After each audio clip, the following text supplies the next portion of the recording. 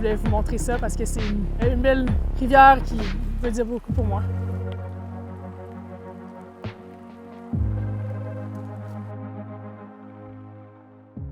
Je m'appelle Patrick Lac et vous écoutez Franc-Ouest, saison 2, naturelle. Aujourd'hui, on est à Shore Acres, en Colombie-Britannique, et derrière moi, la rivière Slocan. J'ai eu la chance de rencontrer la kayakiste et guide de ski de montagne, Fanny Dufour. Pour entendre le reste de ma conversation avec Fanny Dufour, rendez-vous sur webwest.ca ou la plateforme balado de votre choix. Je me suis empêchée de le faire pour plusieurs années parce que je pensais pas que je pourrais le faire. Tout le monde me disait que je pouvais, mais c'est que j'avais peur d'être une des rares femmes à le faire. Francophone en plus. Puis dans la communauté LGBT, je sais pas, j'avais comme plein de trucs qui me bloquaient parce que j'étais comme une minorité sur plein de facettes. Salut, je suis Patrick Lac et ceci est Franc-Ouest, saison 2, Nature, elle. Je parcours l'Ouest canadien pour aller à la rencontre des femmes francophones passionnées de plein air. Épisode 6. Fanny Dufour, kayak d'eau vive et ski, rivière Slocan.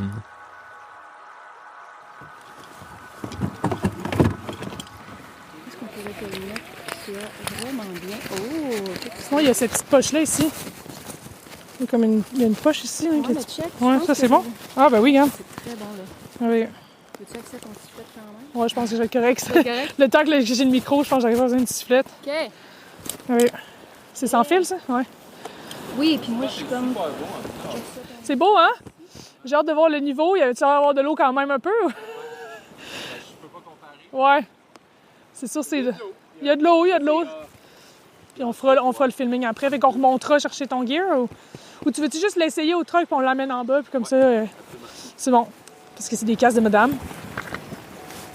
J'ai adoré ta question, il a fait une grosse tête. Te considères-tu quelqu'un qui a une grosse tête? C'est rare que je pense à ces choses.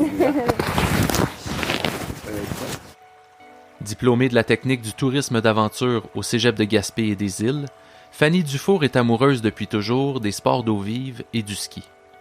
Elle nous fait découvrir en kayak les rapides de la rivière Slocan, où pendant plusieurs années elle a guidé des expéditions de rafting.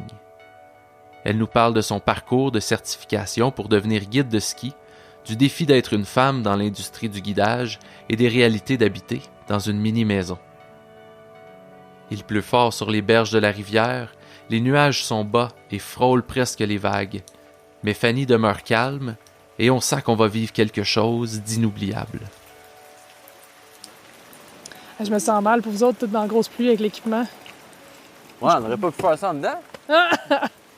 Avec un green screen, là. La piscine. Ça aurait Il y fait. en a un qui est en arrière, qui bouge le kayak, puis elle il y en a deux autres. Vous me tenez de main, ouais, c'est ça. Fait que où est-ce qu'on est aujourd'hui? Non. Dans cette belle journée ensoleillée? On venait sur le bord de la rivière Slocan, plus précisément à Shore Acres, au pied du rapide le S-Bend. Moi, la raison pourquoi je connais ce spot-là, c'est que je guidais en raft sur cette rivière-là, puis on s'alternait, puis quand on n'était pas celui qui guidait, il fallait qu'on vienne prendre des photos, genre. OK. Puis je te cacherai pas que j'ai déjà vu un ours là quand j'étais là à attendre pour prendre des photos. Fait que j'amenais toujours un bear spray au cas où. Ouais, je l'ai sur moi. Ouais, je pense que c'est une bonne idée. Je sais jamais. Pat, lui, il va être là en backup, fait que je vais y amener son kayak juste pas loin. Puis quand je suis sur l'eau, moi, tout seul, lui, il faudrait juste qu'il soit prêt dans le compte courant. Ouais, j'en ai un, moi. Je peux te le prêter, ouais. Est-ce que je peux me positionner aussi? Ouais, au pire. Puis... Ouais. Mais tu sais, c'est ça. Les chances qu'il arrive quelque chose sont faibles, mais c'est juste pour l'avoir au cas où, là. Puis ça vient de où, ton amour du kayak? Écoute, moi, c'est plus l'amour de l'eau vive qui a commencé quand j'étais toute jeune. J'allais dans un camp de vacances qui était orienté pour le canot camping. Puis ma piqûre pour le kayak a commencé vraiment sur la rivière Jacques-Cartier à Québec, sur la section Tewksbury, qui était une section qui m'intimidait beaucoup dans le temps. Puis que là, maintenant, c'est une des sections que j'aime le plus pagayer quand je retourne au Québec. Puis c'est ça. Puis ça a été un sport qui m'a suivi un peu partout où je suis allée, où est-ce que j'ai guidé en raft. Parce que le kayak puis le rafting, ça revient toujours un peu ensemble. Puis ça fait quand même vraiment longtemps aussi que tu travailles dans le domaine du plein air. Mm-hmm. Tu as fini l'école secondaire, puis tu es allé tout de suite dans cette carrière-là. Puis j'aimerais ça savoir, tu sais, ça a été quoi ton cheminement? Pourquoi est-ce que tu as abouti dans l'Ouest maintenant parce que tu travailles toujours dans ce domaine-là? Oui, c'est ça. Moi, comme tu disais, dès le secondaire, dès que j'ai fini le secondaire, j'étais allée faire une technique au cégep à Gaspé en tourisme et aventure. Puis j'avais le choix de la faire en français ou en anglais. J'ai décidé de la faire en anglais parce que j'avais besoin de m'améliorer, parce que mon but ultime, c'était de venir travailler dans l'Ouest. Puis au cours du programme, j'ai des professeurs, beaucoup qui avaient passé du temps dans l'Ouest ou même qui venaient d'ici, qui nous en parlaient. Donc moi, dès que j'ai gradué, c'était mon plan de venir passer du temps ici puis de travailler ici. Puis aussi, l'Ouest avait quand même offrait énormément d'opportunités en termes pour guider, puis autant en rivière que l'hiver. Puis c'est ça ça a été un peu ça mon cheminement. J'ai commencé avec le rafting parce que c'est ce qui me passionnait beaucoup dans ce temps-là, puis c'est ce qui était plus facile pour moi. Puis c'est ça, c'est ce qui m'a fait m'intéresser à guider en ski. Puis maintenant, c'est ça que je fais, puis c'est plus là-dessus que j'ai focusé mon temps depuis environ 10 ans maintenant. Bien, parlons-en de ton cheminement en tant que guide de ski de montagne. Puis j'aimerais ça aussi savoir, tu sais, toi, ta réalité en tant que femme, tu as vécu ça de quelle façon? Oui, c'est sûr que mon cheminement pour devenir guide de ski a quand même été long et périlleux. Autant parce que c'est un domaine qui n'est pas facile de percer, parce qu'il y a beaucoup de monde qui veulent faire ça. Puis aussi, moi, venant du Québec, j'étais pas au même niveau de quelqu'un qui était né ici, qui avait grandi dans les montagnes. Donc, il a fallu que je rattrape mon retard un peu d'une certaine façon. C'est sûr que j'ai été la seule fille de l'équipe plusieurs années. Donc, c'est sûr que c'est quelque chose qu'on peut pas vraiment ignorer dans ce domaine-là. C'est toujours un peu plus difficile d'être une femme, juste parce qu'on a toujours l'impression qu'on doit se prouver un peu plus. C'est ça, 10 ans plus tard, maintenant, je suis enfin certifiée par l'Association canadienne des guides de montagne comme apprenti ski guide. La prochaine étape, c'est d'être fully certified. C'est un gros accomplissement. J'en suis très fière. Puis je pense qu'il n'y a pas beaucoup de femmes francophones qui se sont rendues là. Pourquoi est-ce que c'est important qu'on ait des initiatives axées femmes, autant pour les sports d'action, comme le ski, comme le kayak, comme le raft, que juste pour l'accès à des emplois comme ça?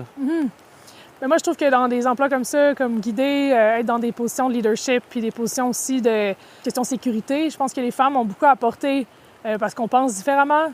On apporte généralement des bons points lors des safety meetings, puis je pense que d'avoir de la diversité puis d'avoir un peu plus de femmes dans les équipes, ça ajoute beaucoup. J'ai eu mes embûches au cours de mon parcours comme femme dans cette industrie-là. Mon rêve, ce serait d'en voir de plus en plus des jeunes femmes qui se lancent puis qui le font quand même puis qui se disent pas qu'ils seront pas assez bonnes ou qu'ils seront pas compétentes pour faire cet emploi-là.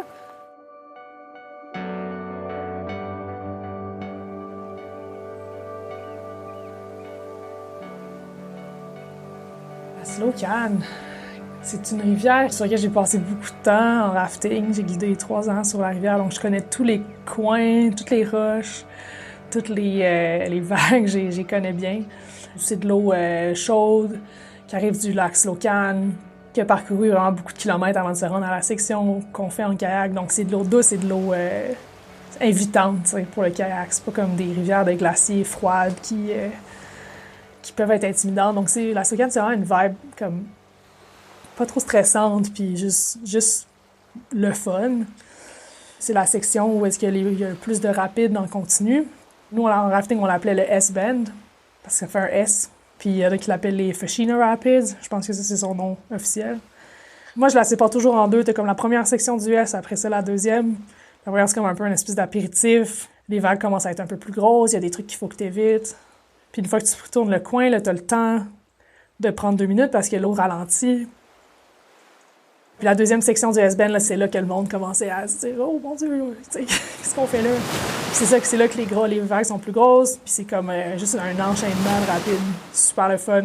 Puis là, après ça se calme, tu sais. Puis là, tu peux sortir dans un compte courant, regarder ce que tu as fait. Puis c'est tout le feeling d'avoir accompli ça. Tu sais, tu te sens pas mal toute seule là, dans ton expérience de descendre ces rapides-là. Puis c'est toujours du bon temps, puis ça donne le goût de remonter puis de le refaire à chaque fois.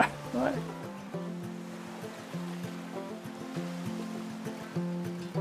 Le kayak, ça a toujours été un attachement genre émotionnel puis quasiment nostalgique. Ça me rappelle mon enfance, mais le ski, c'est vraiment ce qui me passionne, c'est vraiment ce qui me fait lever le matin. C'est la raison pourquoi je suis ici, c'est ce que je fais comme travail. Moi, je m'intéresse beaucoup à l'histoire du ski au Canada. Ah, oui, oui. Puis, étrangement, j'ai jamais skié de ma vie. C'est-tu vrai? Ouais. Ben, Mais tu tu sais, fais du snow. j'ai fait du snowboard Ok. quand j'étais adolescent parce que Ok. c'était cool. J'ai fait du ski de fond parce que tu sais, je viens Ouais. de l'Outaouais, puis il y a plein de skis de fond qui se donnent. Super fun, ce qu'ils font. Ça. Mais j'ai jamais fait de ski alpin. Mhm. Et là, cet hiver, je commence ma carrière Ah, de skieur. je Parce suis que là, excitée pour toi. je veux plus faire de snowboard. Non, je tu veux fais bien. essayer de faire du ski. Oui. Là, j'ai passé à peu près 3 ans à investiguer vraiment surtout la décennie 1940. C'est vrai, c'est le Puis fun. moi, en étant quelqu'un qui a jamais skié, ça m'est devenu vraiment apparent que le ski, pour l'humain, il y a une obsession. Selon toi, là, Fascinant. je vais combiner mes 2 projets, là. Ouais. Selon toi, c'est quoi notre obsession pour le ski? C'est vraiment une bonne question parce qu'honnêtement, j'ai jamais pensé au ski de cette façon-là. J'en ai comme toujours fait. Puis ça m'a jamais comme traversé l'esprit de pourquoi j'en faisais. Mais tu viens de dire que tu serais pas capable Mais de je serais pas pas en faire. capable. Mais non, c'est ça. Mais je pense que c'est parce qu'il y a un sentiment de... C'est comme un sport qui... Mon Dieu, puis surtout la poudreuse, là, tu sais, surtout le ski dans la poudreuse, là, c'est la connexion avec la nature, c'est le feeling sous tes pieds tu sais, de la neige, puis de comme comment tu vas naviguer avec ça, puis toute la partie comme un peu d'adrénaline qui monte aussi quand tu te mets à aller vite ou aller dans des trucs plus techniques, puis c'est juste le feeling de voler ou de flotter, ou c'est juste comme ça devient un peu t'enlever un espèce de... Ça te fait oublier tout le reste, tout ce que tu focuses, c'est genre, qu'est-ce que tu fais là, puis... C'est ça, c'est des concepts que je peux transférer à la rivière aussi, mais le ski, c'est que ça, là, genre... Mais pour moi, vu que c'est tellement un sport que j'ai fait tout le temps, que j'ai toujours été bonne à faire grâce à mon père qui m'a montré à en faire jeune, tu sais, ça m'a jamais fait peur, le ski, autant que j'ai peur des fois de faire du kayak, tu sais, dans le sens que, sans penser à pourquoi, c'est juste un feeling général d'être en montagne, d'être sur mes skis. C'est sûr qu'après ça, il y a une complexité qui s'ajoute quand tu commences à faire du touring en backcountry et tout, tu sais, ça devient juste une autre game complètement, puis ça, c'est ce qui m'a passionné aussi, mais c'est simple, tu sais, c'est juste le fun.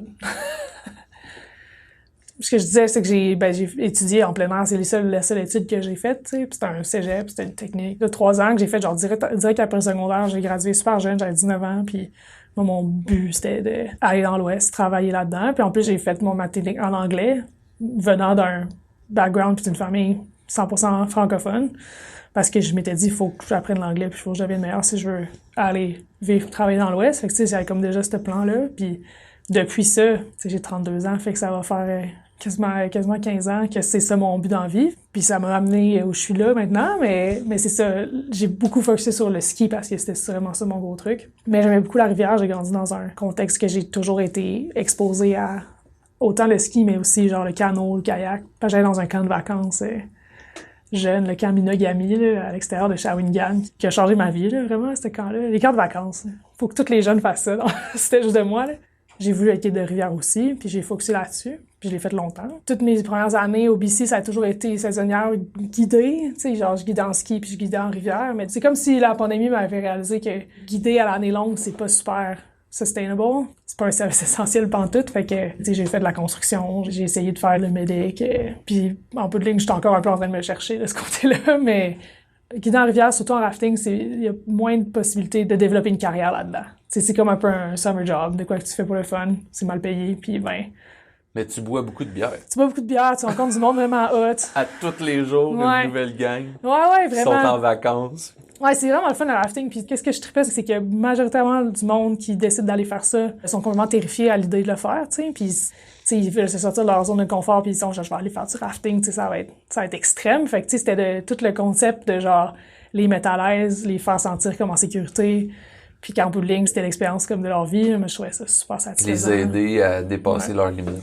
Ouais, exact. Puis, tu sais, j'ai eu toutes sortes d'histoires puis d'expériences de sorties en rivière qui ont été vraiment mémorables autant pour moi que pour le monde. Fait que, tu sais, ça, c'était super gratifiant comme job. Puis oui, c'était le fun. C'était un peu un monde de party. Puis c'était ce qui m'a fait venir dans l'Ouest en premier. Puis après ça, j'ai travaillé en Norvège comme guide de raf aussi. Puis je m'en allais y retourner avant la pandémie pour une 2e saison. Puis c'est là que ça a comme fait, ouais. Dans le fond, peut-être que le rafting, je devrais plus garder ça comme un hobby, puis vraiment faire ça comme job. Fait que c'est un peu comme ça que je me suis ramassée à être médic sur un pipeline cet été, au lieu d'être sur la rivière. Une nouvelle expérience. Exact, on essaie des trucs. Ouais. Je trouve ça cool que t'aies dit sortir de ta zone de confort, tu sais. Ouais, Quand t'emmènes des gens en raft, ouais. ça me rappelle que dans la première saison, l'épisode 14 avec Alexandra Tremblay, que Ouais. tu connais, Ouais. c'était ça le titre de l'épisode, tu sais. Ah, c'est si bon. je me rappelle, c'était genre Pinkwater, être lesbienne, sortir de sa zone de confort, selon Alexandra Tremblay. Ah, c'est drôle. Puis avez-vous déjà fait des sorties en kayak, toi, Pierre? Ah, tout le temps. C'est genre Tout le temps. ma chemise de kayak avec qui on y va tout le temps.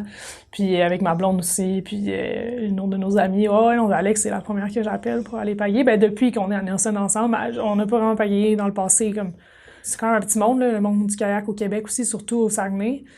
On s'est comme rejoint là-dedans quand on s'est rencontrés à Nelson. On était, ah, tu fais du kayak? Ouais, nous autres aussi. Fait qu'on s'est juste mis à y aller ensemble. Puis d'ailleurs, l'été 2020, quand tout a shut down, puis qu'on a tous perdu nos jobs un peu, puis moi, je n'ai pas pu aller retourner en Norvège, on a juste kayaké. Ben, tu sais, un peu comme dans le podcast d'Alex, là, tu sais, je l'ai écouté, puis c'est vrai que c'est un sport qui connecte vraiment le monde ensemble parce que c'est quand même vraiment dangereux, puis c'est vraiment un truc qui, ben c'est ça, tu comptes sur ton monde là, quand tu y vas, puis sortir de la saison de confort, c'est tout à fait vrai, tu sais, même le monde comme nous autres, que ça fait des années qu'on en fait, il y a pas une fois que je pense que j'ai pas le petit stress avant d'y aller, tu sais jamais vraiment ce qui va se passer, fait que c'est ça. Ton but, c'était de venir dans l'Ouest, puis c'est grâce au raft que t'es venu dans l'Ouest, puis j'aimerais ça savoir, qu'est-ce qui t'a donné la piqûre? Qu'est-ce que tu retrouvais pas, disons, au Québec ou en Norvège, ou tu sais, pourquoi ici? Ouais, c'est une bonne question. Ben, on dirait que dans mon programme de plein air à Gaspé, comme je l'ai fait en anglais, beaucoup de mes profs venaient du BC en vrai parce qu'il y avait de la misère à trouver des gens québécois qui parlent anglais pour enseigner le cours en anglais. Fait eux m'en ont parlé beaucoup. Puis j'ai décidé de venir, c'était dans le cadre d'un stage, dans le fond, avec le cégep que je suis venue la première fois. Puis j'avais des amis du programme qui avaient trouvé de la job à Jasper, en Alberta. Puis ils m'avaient dit que c'était un bon spot où aller parce que il y a beaucoup de rafting qui se passe là, puis beaucoup de tourisme, fait que c'est sûr d'avoir de la job. C'est pas lettre. Ouais, ça se défend bien. Fait que ouais, moi, c'est sûr que première expérience dans l'Ouest, ever, arriver à Jasper pour un été complet à guidant raft, c'est mes premières grosses montagnes. Tu sais, je me rappellerai toujours de la route en autobus entre l'aéroport d'Edmonton. Tu sais, je me rappelle voir le mur des Rocheuses pour la première fois de ma vie, tu t'oublies jamais ça, là, tu sais. Fait que ça m'a juste comme confirmé, je suis comme, OK, j'étais à la bonne place, je fais la bonne affaire.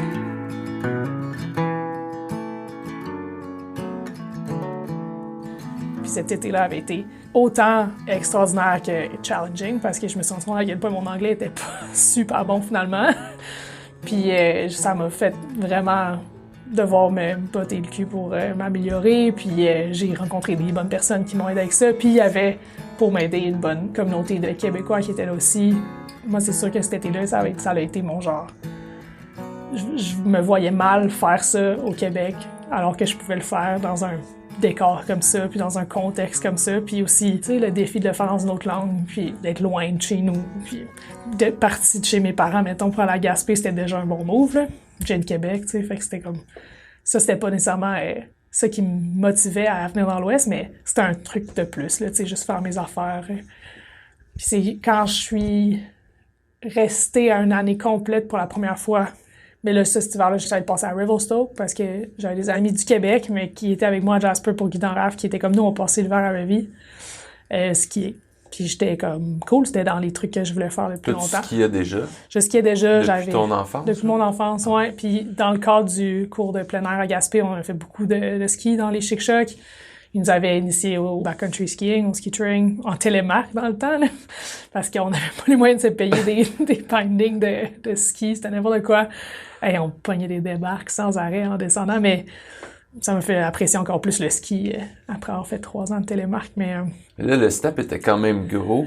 Oui. Parce que la montagne à Revelstoke, c'est très... le pitch est vraiment agressif. Ouais, puis pas juste la montagne de ski, c'est ça l'affaire, c'est qu'on était à Revelstoke, mais notre plan c'était de continuer à faire du ski touring, fait qu'on allait jouer dans des places comme Rogers Pass.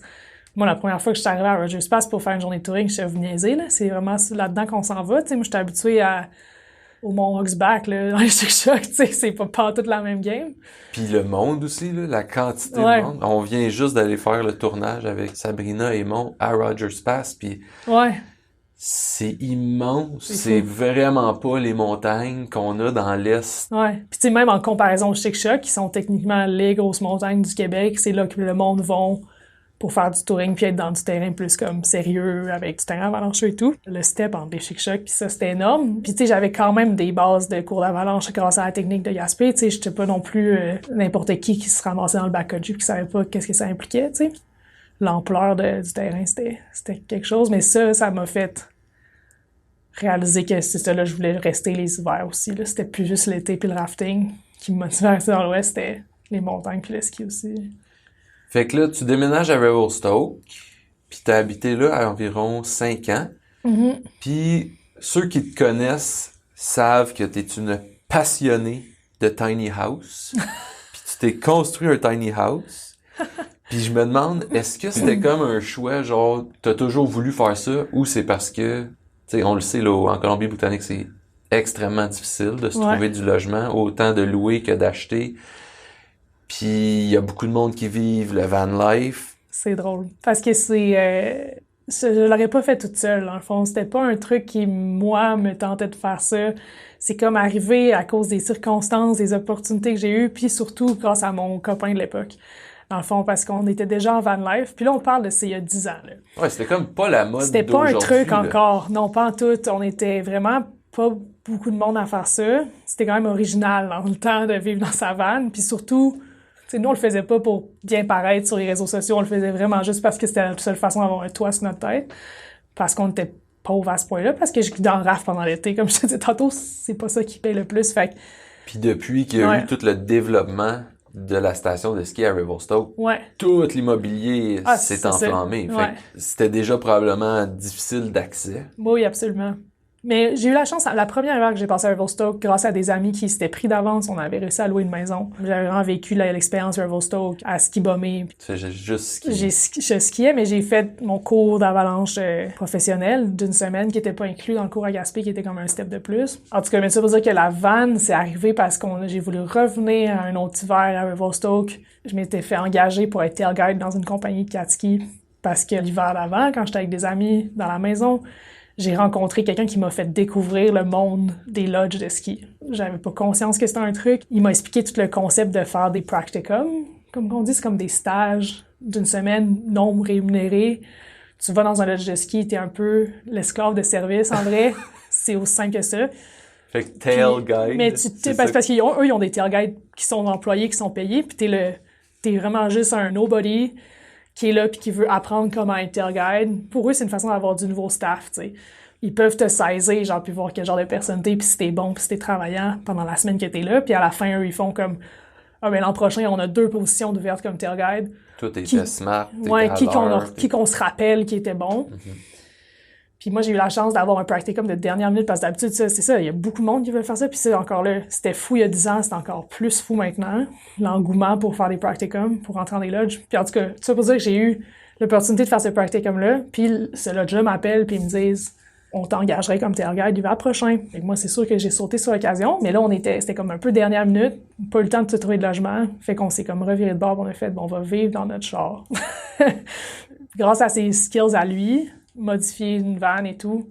C'est après avoir fait mon premier hiver comme tail guide que je me suis rendu compte que je faisais 2 semaines à la fois au lodge, puis 1 semaine à Revelstoke. Fait que c'était comme fou de payer les loyers de Revelstoke pour être là 1 semaine par mois, quasiment. Fait qu'on a comme venu avec l'idée après de faire genre, on va vivre dans notre van, puis ça va nous permettre de pas être nécessairement basé à Revelstoke, on pourra aller où on veut, tu sais. Mais là, est-ce que... Puis là, je me suis éloignée de la tiny house, mais... Ouais, ben, j'ai plein de questions, mais continue. C'est correct, mais là, c'est ça. Puis j'ai commencé à être tail guide, puis j'ai continué à y retourner année après année à cet endroit-là, dans le fond. Puis à chaque hiver, c'était OK, là, on va vivre où? Qu'est-ce qu'on va faire? Puis la tiny house, ça a été des amis qui l'avaient, eux, construit. Mais attends, avant qu'on rentre dans le chapitre tiny house, fait que là, parce que ça, j'étais pas au courant, vous habitiez dans votre van durant l'hiver. Durant l'hiver, Fait que... Nous, tu sais, on a notre référence de l'hiver au Québec. C'était comment de vivre dans Écoute, c'était quelque chose.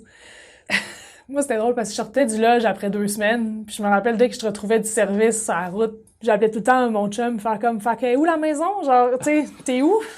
Tu sais, genre, je m'en vais vers quelle ville, quelle montagne, tu sais. Puis des fois, j'allais leur rejoindre dans Rogers Pass, j'allais leur rejoindre... C'est ça, à Revelstoke, mais vivre dans une van l'hiver. Pour skier le lendemain. Pour skier le lendemain. Puis on avait des... Tu sais, moi, j'étais pas là en congé longtemps, j'étais en congé 1 semaine, mais je skiais pendant mes congés. Tu sais, skier, c'était tout le temps, là, puis ça l'est encore. Honnêtement, je le referais plus, là. C'était quelque chose, là, on était... Tu sais, on était isolés, on avait du chauffage. On réussissait à faire sécher toutes nos affaires après une journée de touring dans la grosse neige. J'étais tout trempe. On faisait sécher ça autour de notre petit poêle. Mais moi, c'était drôle, j'étais rendue au stade où parce que les loges de ski, tu sais, c'est super luxueux. Je me faisais nourrir, j'ai une laveuse sécheuse, un lit. Fait que c'est comme si je vivais aux loges de ski. Je laissais mes affaires là, puis je partais en congé, en vacances. Wow. Faire la van life avec mon chum, puis là, je retournais travailler. Fait que c'est comme ça qu'on vivait, puis c'est un peu fou pour vrai quand j'y repense, là. Mais c'était le fun. Puis là, à un moment donné, vous avez voulu évoluer Exact. à un tiny house. C'est ça. Pour nous, passer d'une van à un tiny house, c'était un upgrade. Tu sais, beaucoup de monde me disent comment tu fais pour vivre dans une tiny house. C'est tellement petit, mais c'est que j'ai comme... Avant, j'étais dans une van, fait que c'est sûr, c'est mieux. Puis encore là, c'est grâce à lui beaucoup, parce que c'est lui qui a eu la vision de comme, hey, on a ces gens-là, ils sont prêts à nous vendre leur tiny house, parce qu'il avait commencé à la construire. Puis ils ont fini par vivre dedans comme 8 mois, puis ils se sont laissés. C'était un couple. Ça a pas fait, eux autres. Fait que eux, ils étaient comme, ils voulaient juste se débarrasser de la maison, essayer d'un peu de rembourser ce qu'ils avaient dépensé là-dedans. Puis ils ont fait un super de bon prix. Puis c'est ça, mon ex, il avait une vision, là, il était comme, on va passer un été complet à construire ça. C'était où, ça? Ben la maison était à Revelstoke, mais c'est ça, c'est une tiny house qui est sur un trailer, comme une tiny house devrait faire, là, mais ça, on rentrera pas là-dedans. Mais, tu sais, moi, le monde qui dit qu'ils ont des tiny houses, mais c'est juste un cabanon dans leur cour, je suis comme non, là. C'est un cabanon. C'est un cabanon. Une tiny house, c'est sur des roues, puis tu peux la déplacer. C'est ça. On met ça au clair, tout le monde. Fait qu'elle était à Revelstoke, puis on a pu la déplacer jusqu'à Squamish à ce moment-là. Puis on a travaillé pendant 3 mois comme des malades à finir la maison. Puis tu sais, moi, je le suivais, puis je me suis quand même débrouillée aussi avec ça. Puis je suis rendue que je suis plus à l'aise à construire des choses grâce à ce projet-là, mais ouais. On a commencé à vivre dedans, environ 8 mois. Puis là, on s'est laissé. Coudonc, y a-tu comme un... Mais c'était pas à cause que ça allait pas bien de vivre dans une tiny house, ça a été plus compliqué que ça. C'est juste que je suis tombée en amour avec ma blonde avec qui je suis en ce moment. Okay. Fait que ça a aucun lien avec le lifestyle. Au contraire, nous, on aurait continué de même. On vivait dans une van avant ensemble. C'était bien correct, là. La tiny house, c'était pas ça le problème. C'est complètement autre chose. Mais... Puis je le salue d'ailleurs, il est vraiment encore un bon ami, là, c'est correct, on n'est pas... c'est ça, la vie arrive, hein, puis il y a des choses qui arrivent, puis tu t'adaptes. C'est ça, si ça n'avait pas été lui, je ne me serais pas lancée en tiny house, mais les événements ont fait que lui, quand on s'est laissé, ça faisait plus sens qu'il reste dans l'Ouest. Il est retourné au Québec, puis il est heureux, puis moi j'ai fini avec la tiny house, dans le fond, puis je l'ai toujours, puis je vis dedans depuis. Puis t'es heureuse? Puis je suis très heureuse, parce que crime, c'est vraiment une bonne façon de vivre au BC. Fait que c'est un bon deal. Puis je l'ai amené de Squamish à Nelson il y a environ 6 ans maintenant. Puis j'ai la chance d'avoir une bonne amie d'ici qui, elle, a acheté une parcelle de terrain dans ce coin-là puis qui nous laisse stationner la maison là-bas. Je dis nous parce que là, ma blonde, présentement, vit avec moi depuis 4 ans dans la tiny house, donc on vit ensemble dedans. On est super bien. La tiny house, elle est bien là. Moi, je pense pas qu'elle va redéménager. Elle a fait son temps, elle a commencé à avoir de l'âge. Peux-tu nous faire une petite visite guidée? Elle a-tu un nom? Non, c'est la petite maison. Son gros atout présentement à la maison, c'est son deck, là. J'ai une grosse terrasse à l'extérieur qui fait officiellement plus de pieds carrés que l'intérieur. Wow. Puis elle est couverte, fait qu'on passe beaucoup de temps sur cette terrasse-là. On a un barbecue, tu sais, puis on a une super belle vue sur le bois et tout, des chevreuils qui passent devant tout le temps. Quand tu rentres, t'as une grande porte-fenêtre avec une espèce de petite mezzanine avec notre lit, un lit queen. Puis en dessous du lit, c'est pas tout à fait assez haut pour être debout, mais il y a une table avec des banquettes. En dessous des banquettes, c'est du rangement. Évidemment, tu utilises le plus d'espace possible dans ces maisons-là. Puis on a un rack à ski juste à côté de ça avec un petit chauffage au propane qui permet de nous sécher nos affaires l'hiver. Puis à droite, t'as une petite cuisine. Là, c'est comme un comptoir, 2 ronds, un mini-fridge, un petit four, un lavabo, bien simple. Puis la seule pièce, dans le fond, c'est la salle de bain. C'est, mon Dieu, grand comme un garde-robe, mettons. La douche, c'est une de mes fiertés. Là, c'est moi qui l'ai construite. Nice. Mais c'est une des choses que j'ai construites dans la maison, mais elle est toute de bois. Dans le fond, elle est faite en cèdre. Fait que t'as comme l'impression d'être dans un petit sauna. C'est le fun. Puis la toilette, c'est une toilette compostable.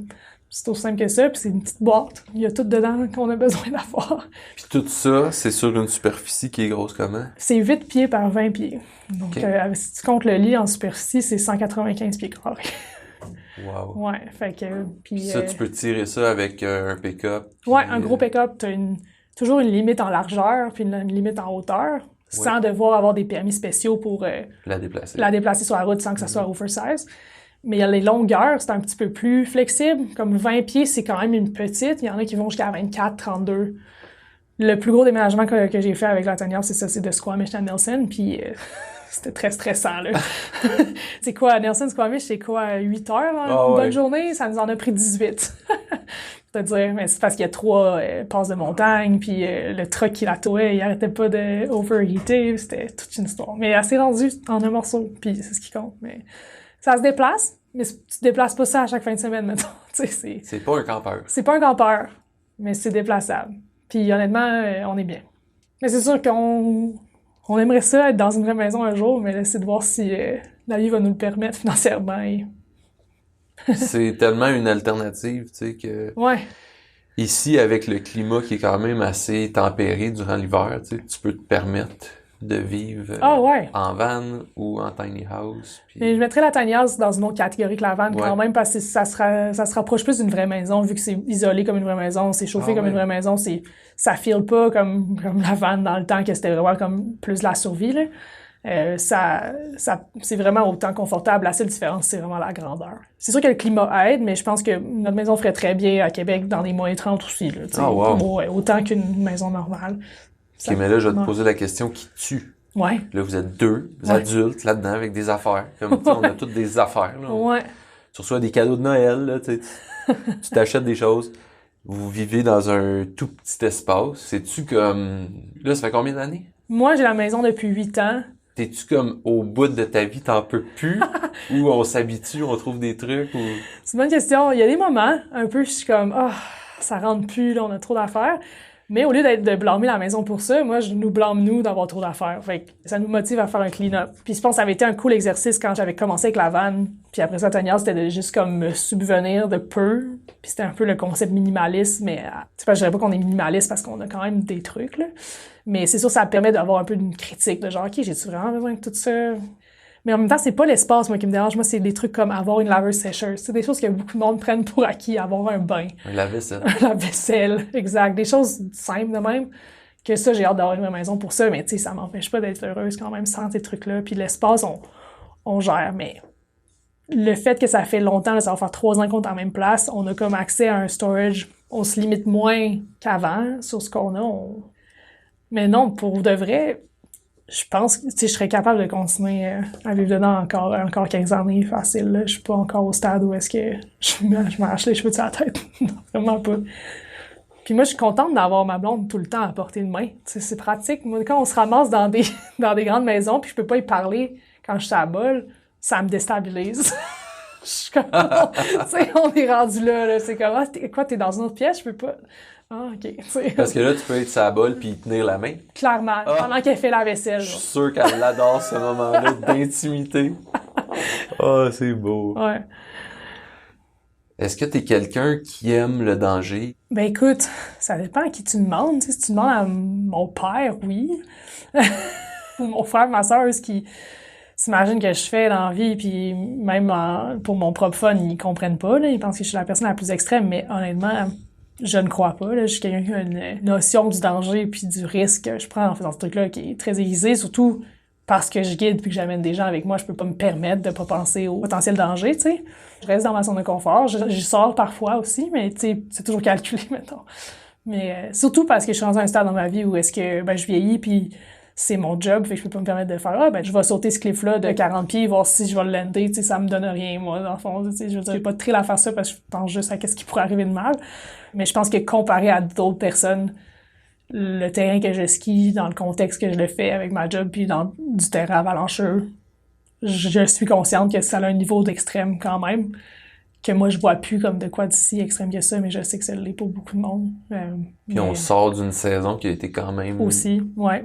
Ça a ouvert les yeux à beaucoup de monde, je pense, des dangers que c'est de skier en backcountry. Je pense qu'il y a toujours le monde qui savent que les avalanches, ça se peut, savent que c'est une possibilité, mais ouais, cet hiver, ça a été un particulier. Mm-hmm. Puis au début de notre rencontre, tu m'as dit, c'est suite à la pandémie que là, je me suis dit, guider, c'est pas nécessairement à toute épreuve, avec les changements climatiques aussi. Ça doit changer un peu vos sorties ou même votre cédule de... C'est sûr que les changements climatiques, on y pense constamment, tout le monde qui sont dans cette industrie-là, puis ça vient aussi ajouter un niveau de complexité à comment exercer ce sport-là de façon sécuritaire. Puis moi, je commence. J'étais 10 ans tail guide, mais tail guide, t'es l'assistant de quelqu'un qui prend vraiment les décisions. Moi, ça m'a pris toutes ces années-là pour me rendre au stade où est-ce que je suis à l'aise de prendre moi-même les décisions puis d'être la personne qui est en avant, tu sais, comme de m'appeler le lead guide. Fait que c'est sûr que depuis que je suis lead guide, beaucoup plus de responsabilités sur mes épaules. Puis c'est sur moi que ça revient si quoi qu'il arrive. Fait que c'est sûr que j'y pense tout le temps, puis c'est quand même vraiment stressant. Ouais, ça doit. Puis aussi, on n'est pas tout seul. C'est sûr que sur la pente, tu te sens un peu plus seul parce que c'est vraiment toi, mais tu sais, toutes les décisions qui sont prises avant de se lancer dans une journée, c'est un travail d'équipe, fait que ça, c'est sûr, ça l'aide, mais puis dans le ski, c'est pas une joke. Ça peut vraiment mal virer. Ouais. Ça m'étonne pas là, que maintenant tu sois rendu à l'étape de ta vie où tu dois prendre ces décisions-là, puis Ouais. ça vient avec un fardeau quand même. Ouais, exact. Mais c'est sûr que majoritairement du temps, ça va bien, tu sais, parce que tu prends les bonnes décisions et tout. Puis quand ça va mal, ben, t'es entraîné à faire ce qu'il faut. Encore là, cette passion pour le ski, cette obsession, comme tu disais plus tôt, pour les gens, même les clients que j'amène, tu sais, qui veulent aller skier des choses. Ouais, puis eux, là, ils ont booké ça depuis 1 an, puis là, c'est là, puis là, dis-moi pas, là, qu'on peut pas y aller, là, ski. Non, c'est ça. Faut qu'on y aille, là. Il y a cette pression-là. J'ai déjà dépensé 3000 pièces en billets d'avion puis en accommodation pour être ici. Puis... Ouais, il y a cette pression-là, mais je te dirais qu'avec le temps, dans cette job-là, t'apprends à pas les écouter, ces autres facteurs-là, là, ces autres variables-là, que les clients, eux, ont en tête, t'sais.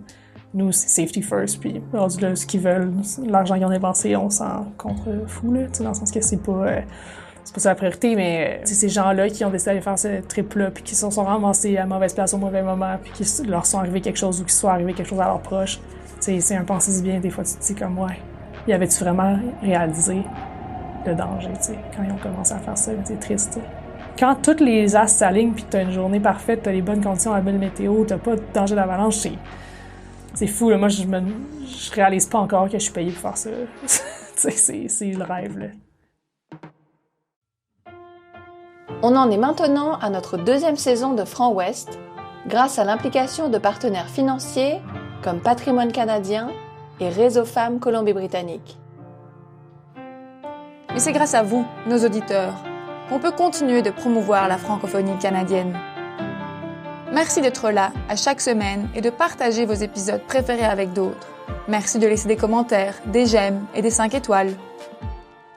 Merci de prendre le temps de découvrir les histoires fascinantes de chacune de ces femmes.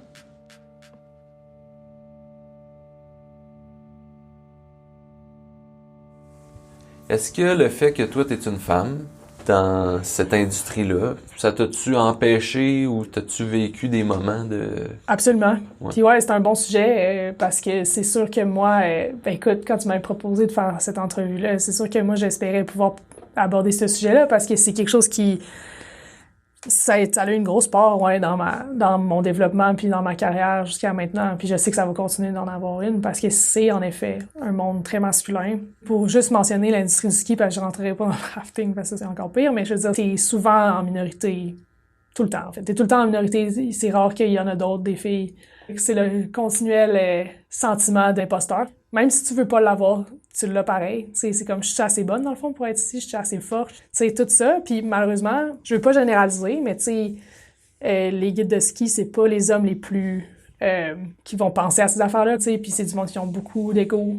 Ça prend de l'ego à un certain point pour faire ce genre de job-là. Parce que tu travailles dans le public, il faut que le monde t'apprécie, il faut que tu sois charismatique, il faut que tu sois bon, il faut que tu sois... Un leader, il faut que tu sois fort, il faut que tu sois... réponses. Exact. Fait que, tu sais, c'est sûr que ça attire une catégorie de personnes. Encore, il y en a des femmes qui sont comme ça, je veux pas généraliser une fois de plus, mais tu sais, moi, je sais que j'ai pas toutes ces caractéristiques-là, puis j'ai un autre style complètement.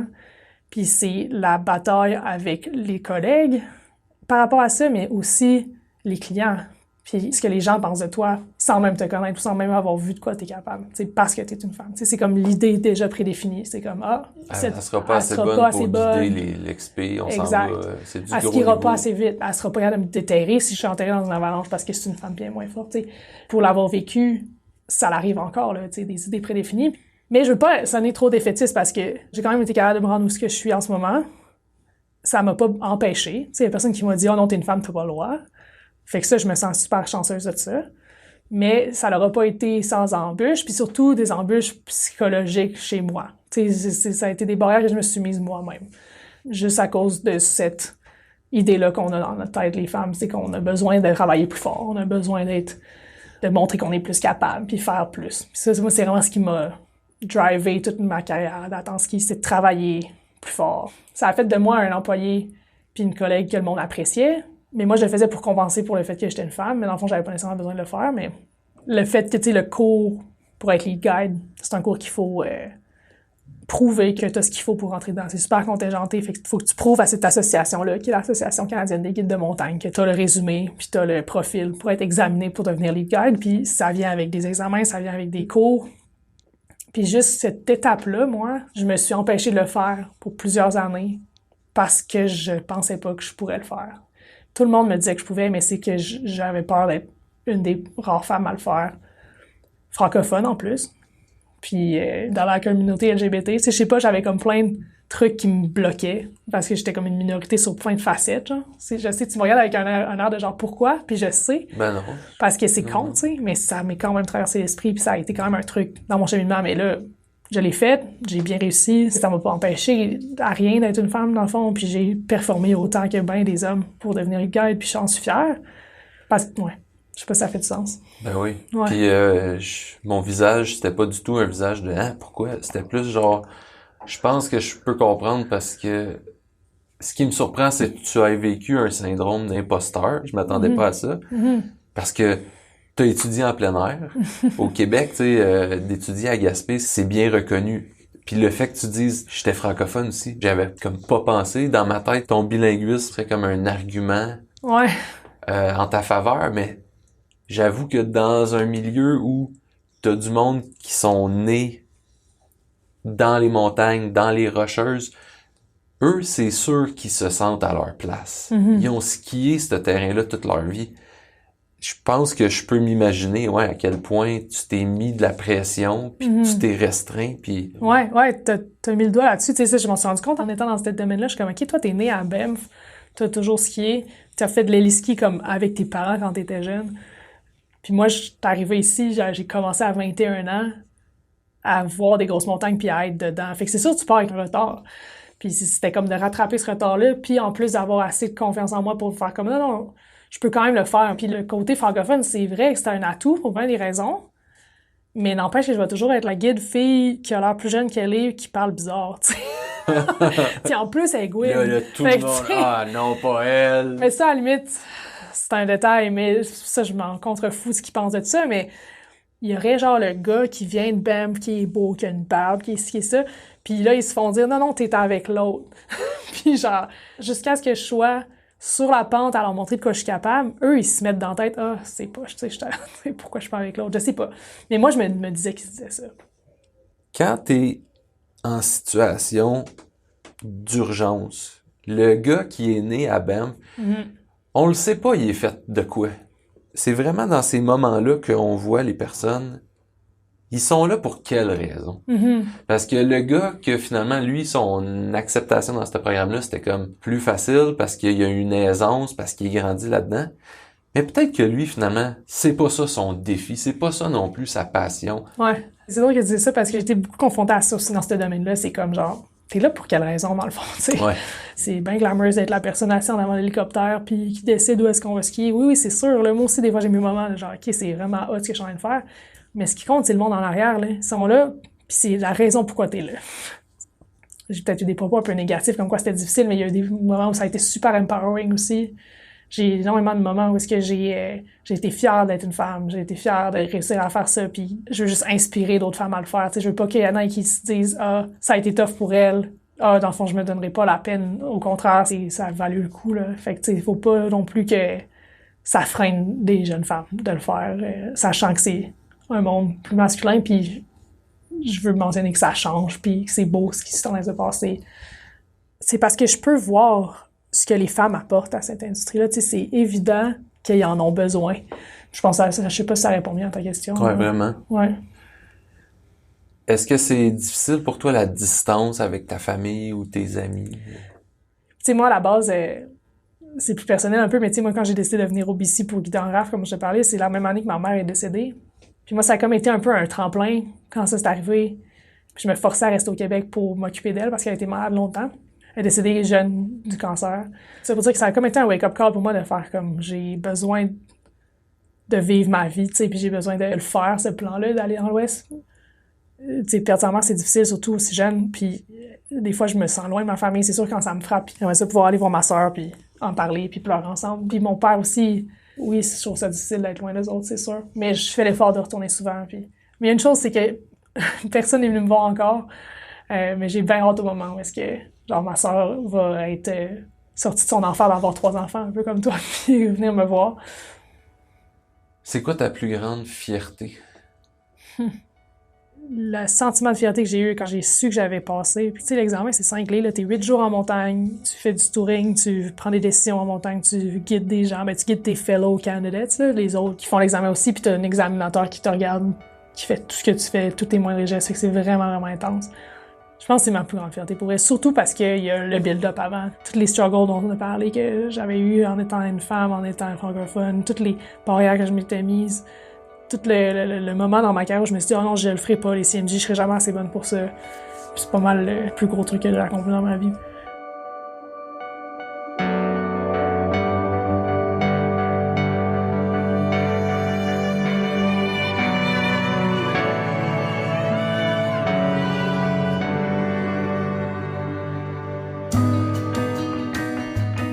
Franc-Ouest est une coproduction de l'AFCO et de WebWest, financée par le gouvernement du Canada et en partenariat avec Réseau Femmes Colombie-Britannique.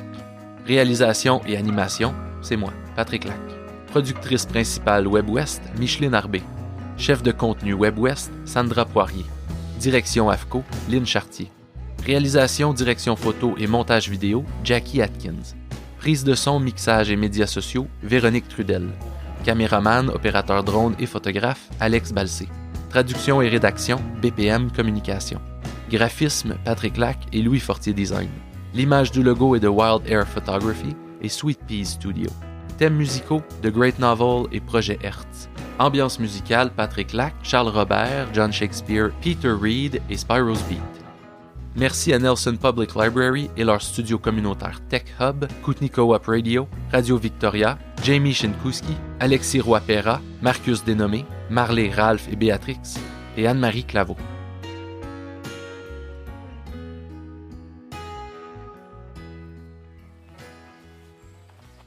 Cet épisode n'aurait jamais été possible sans le soutien de l'Office de tourisme de Nelson et du lac Kootenai. Certains considèrent notre région comme l'un des écosystèmes les plus rares de la planète. On y retrouve des forêts anciennes, des espèces emblématiques comme le grizzly et le saumon kokanee, une vaste toundra alpine, des sommets majestueux et des vallées glaciaires qui recouvrent une zone tempérée intérieure unique. Notre région est peu connue, en fait. C'est 2 chaînes de montagnes, un lac immense alimenté par les glaciers et une véritable expérience authentique de culture, de plein air et de détente. Vous ne pourrez pas ressentir toute la richesse de cet endroit à travers votre cellulaire ou l'écran de votre iPad, même pas avec un épisode balado. C'est juste pas la même chose que de venir en faire l'expérience en personne. Il y a les rues principales qui datent d'une autre époque, aux couleurs vives et inspirantes, avec leurs galeries d'art, leurs théâtres, leurs boutiques. Il y a les dizaines de cafés, de microbrasseries, de restaurants à découvrir, avec une ambiance d'après-ski tout au long de l'année. Faut pas oublier non plus la légendaire poudreuse. Que ce soit à la station de ski Whitewater, en cat-ski, en héliski ou simplement en hors-piste, c'est inoubliable. Peu importe ce que vous recherchez, vous allez le trouver ici. Nelson et le lac Kootenai. Notre place, votre place. Visitez le nelsonkootnailake.com pour trouver des idées inspirantes de voyage.